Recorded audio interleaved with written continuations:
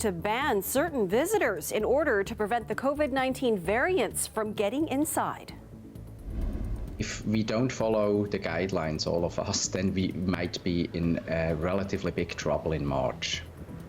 More on where the variants are being found and how officials plan to fight against their spread. Plus, there is a higher, responsibility on the part of the travelers, and I think that sounds fair, honestly.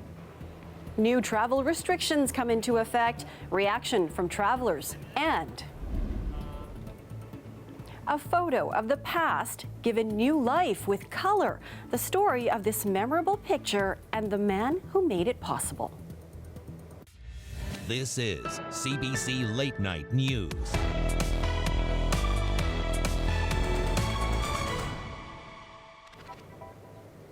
Good evening. We begin with breaking news. One man is dead after a shooting in Toronto's northwest end. It happened at around 9 this evening at Jane and Flagstaff. Police received several calls for gunfire in the area. When they arrived, they found an adult male in a vehicle suffering from multiple gunshot wounds. He was pronounced dead at the scene. There is no suspect information as of yet. Homicide investigators have taken over.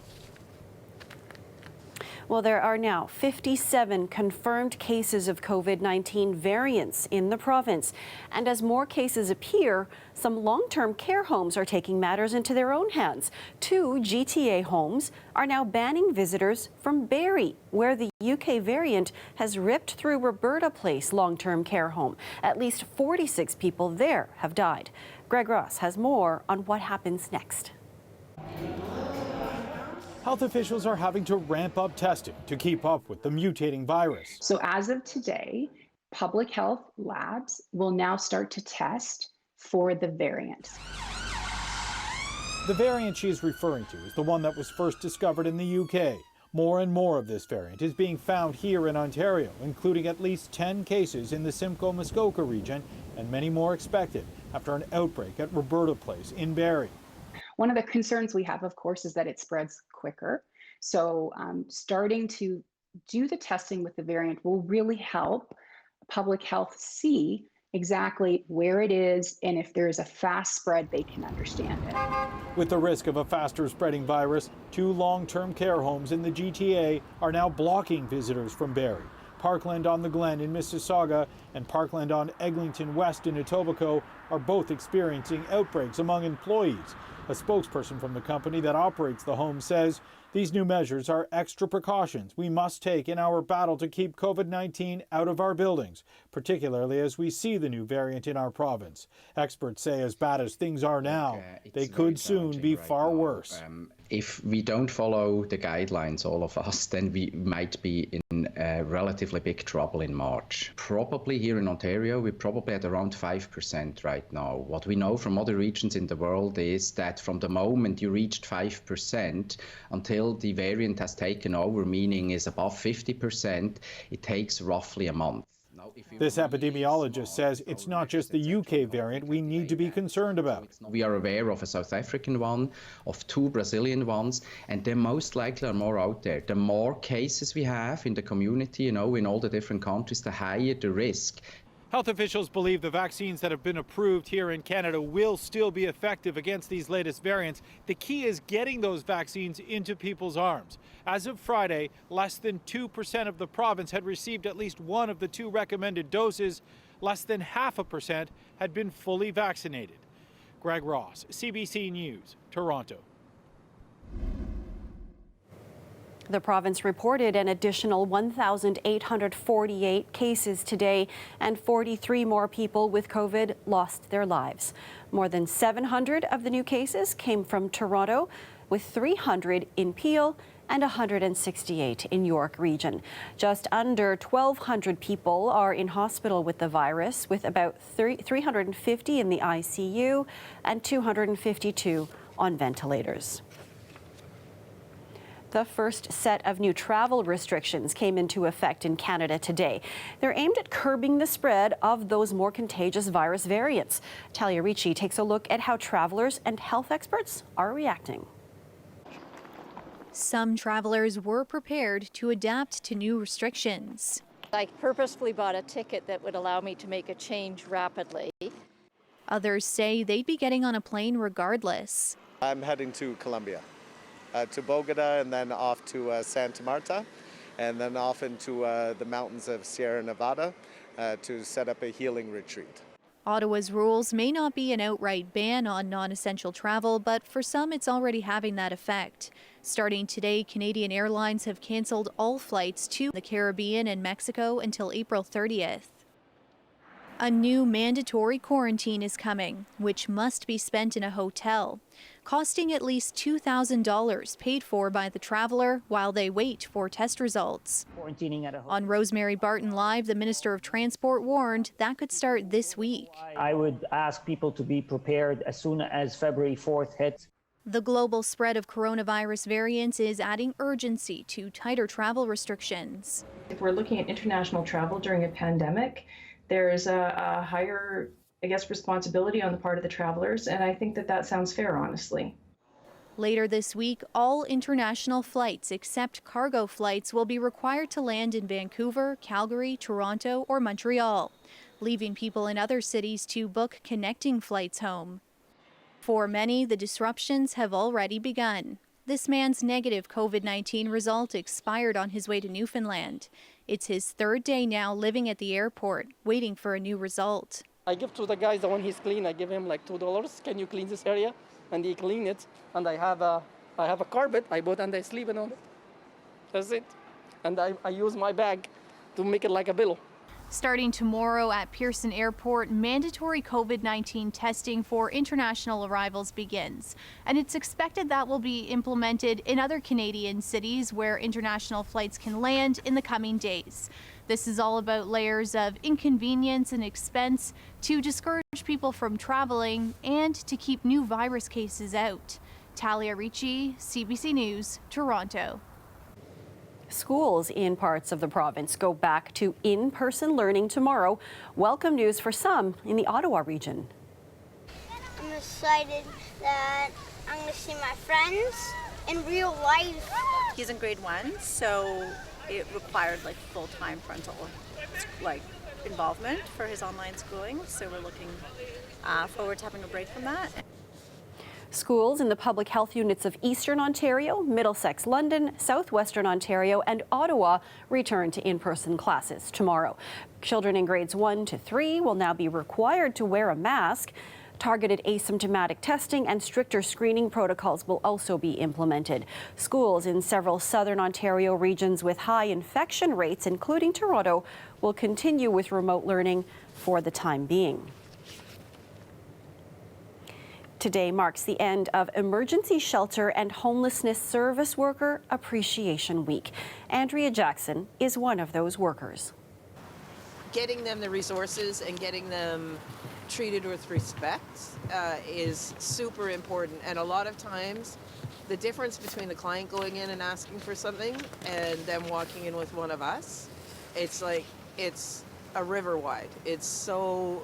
you can see the difference in the people's reactions. Jackson says the people she works with every day have limited access to essentials and rely on outreach workers like herself. According to the city's latest data, about 6,100 people use the city's shelter programs as of January 28th. And police are sending out a warning after several people were seen skating on Grenadier Pond in High Park today. Police attended the scene yesterday after one man fell through the ice and another became stuck. Emergency crews managed to rescue both. No injuries were reported. A reminder, though, to stay off the ice.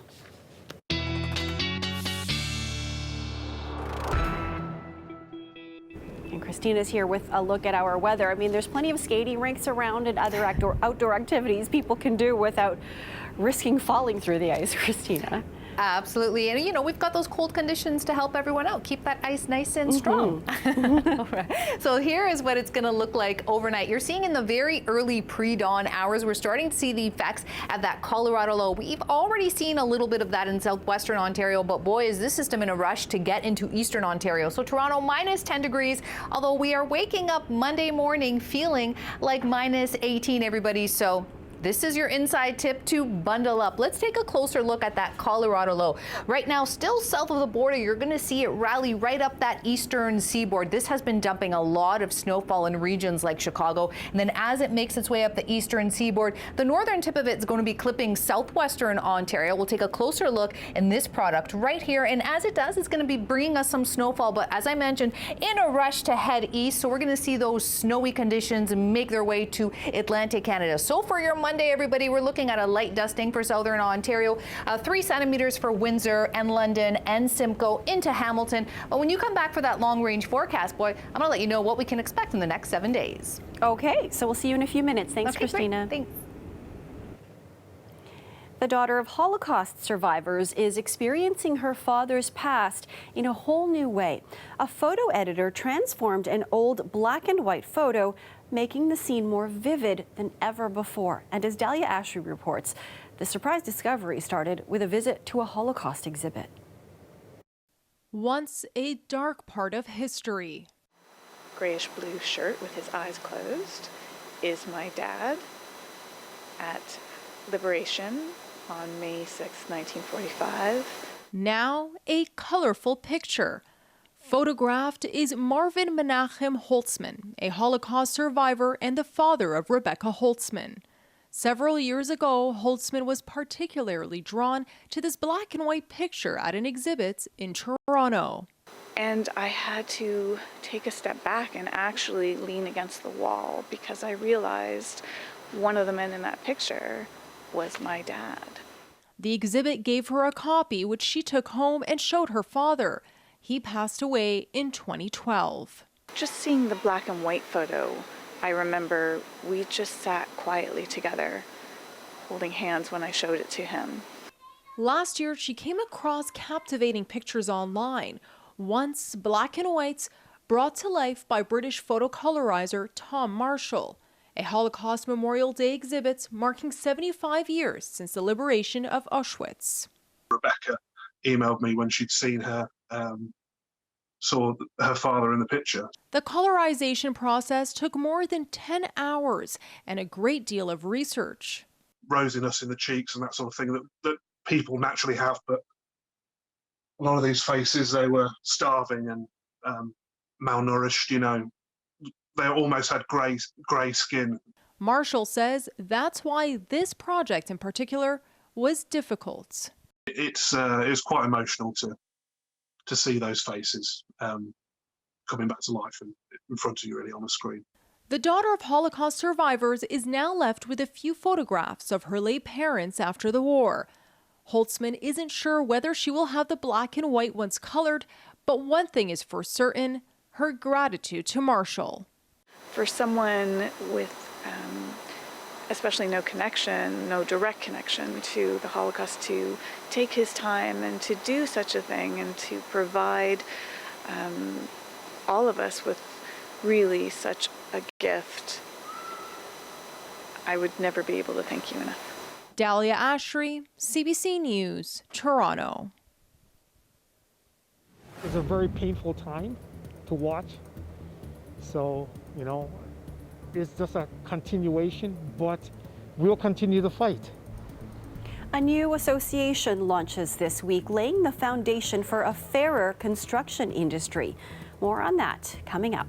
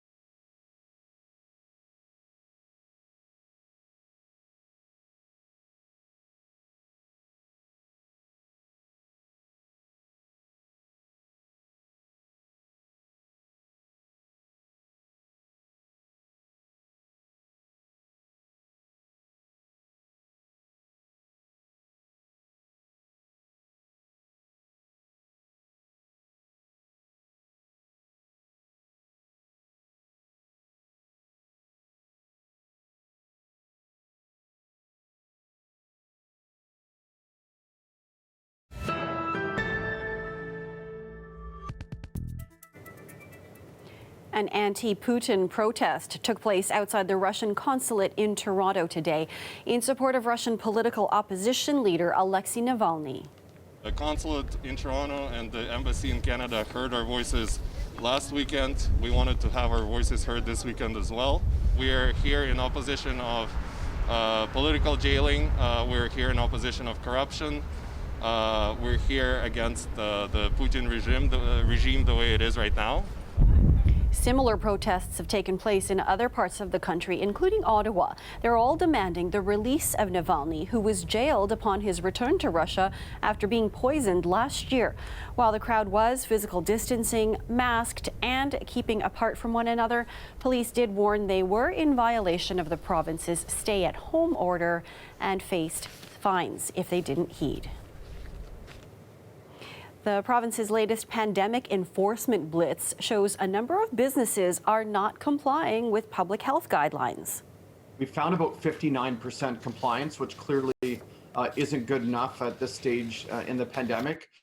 Yesterday, we found a number of places weren't properly sanitizing and cleaning bathrooms and lunchrooms. I won't hesitate to close down any business. We've done it 62 times before during this pandemic. And again, there's no excuses anymore. People know, businesses know exactly what they need to be doing.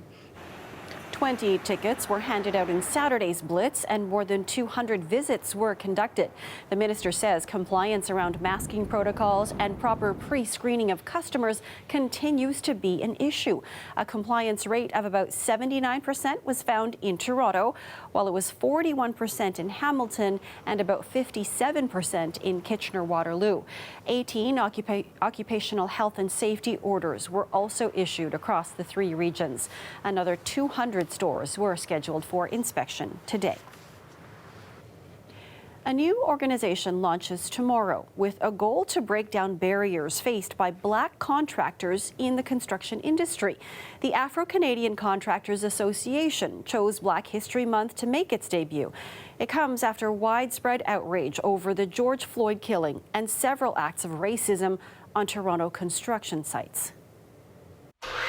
Sefton Spence heads up his own construction firm, a rare Black-owned business in a massive construction industry. You know the industry's large. We're looking about $354 billion this year. And the percentage of Black contractors at such levels is so minute. It's one of the reasons behind the formation of the Afro-Canadian Contractors Association, or ACA. This is where we can work with the Black contractors, trying to hire more Black kids and Indigenous kids and to get into the system so that everyone is more visible. ACA officially launches February 1st, the start of Black History Month, in part a way to combat anti-Black racism in the wake of the George Floyd killing last summer. Then a number of nooses were found on various construction sites in Toronto. Spence, who's the vice president of ACA, spent 3 decades building his business. He recalls bidding on a major contract. The CEO comes out and he says to the secretary, "Is Spence here yet?" And I've been sitting there for half an hour already, but they don't know that it's me. We're at a tipping point right now, not just in the construction industry, but in the society as a whole. Richard White has worked his way up in the industry. He's a chief estimator for Ellis Dawn. It was at a couple of Ellis Dawn sites where nooses were found. The company called the incidents disgraceful. It's not going to be Black people that are going to fix this problem by themselves. It's going to be the entire industry, and the entire industry really has to want to fix the problem. Besides advocacy, ACA also aims to provide Black contractors opportunities that they traditionally haven't had access to, including mentorship and access to capital. We're here to teach them, to educate them, and to develop them to that point where they now can be majors in the construction industry. It took 100 years to look this good. Awesome. How this now centenarian celebrated his 100 years pandemic style.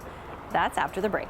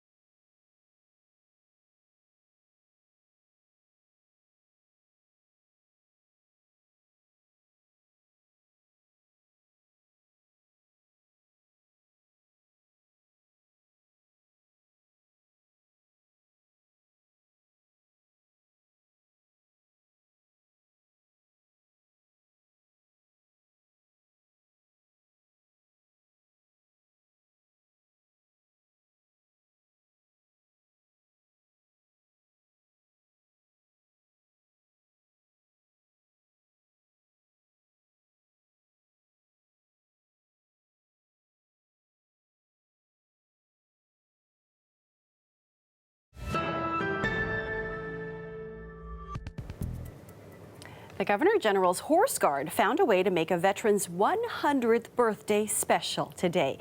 They gathered outside Edward Stafford's retirement residence in Etobicoke. Today is one of our World War II veteran, Trooper Ed Stafford's 100th birthday. So a couple of us from the regiment came down to wish him a happy birthday.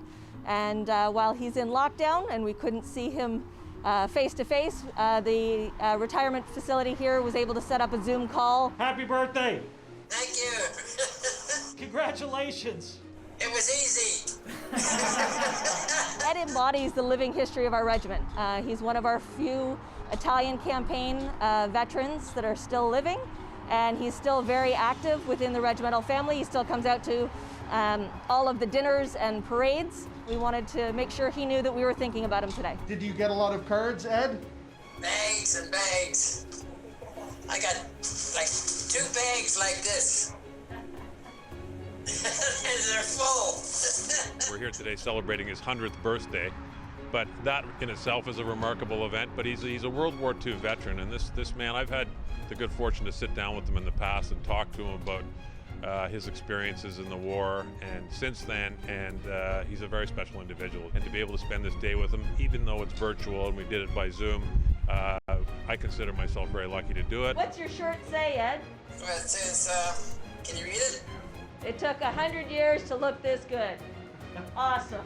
Probably not until the summer, but the commanding officer promised him today that we would do something in person and throw him a birthday party that's befitting his 100th birthday. All right, stay healthy. Thanks, guys. Stay healthy, stay out of trouble.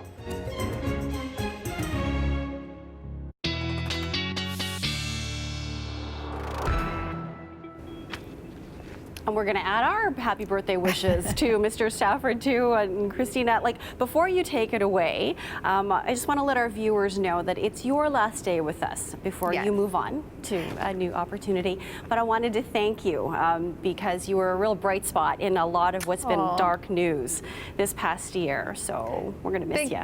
Thank you so much, Maribel, and thank you so much for the warm welcome to everybody at the CBC. And you've warmed my hearts, even though sometimes I bring you some chilly conditions. But always with a smile, and that's why we liked it.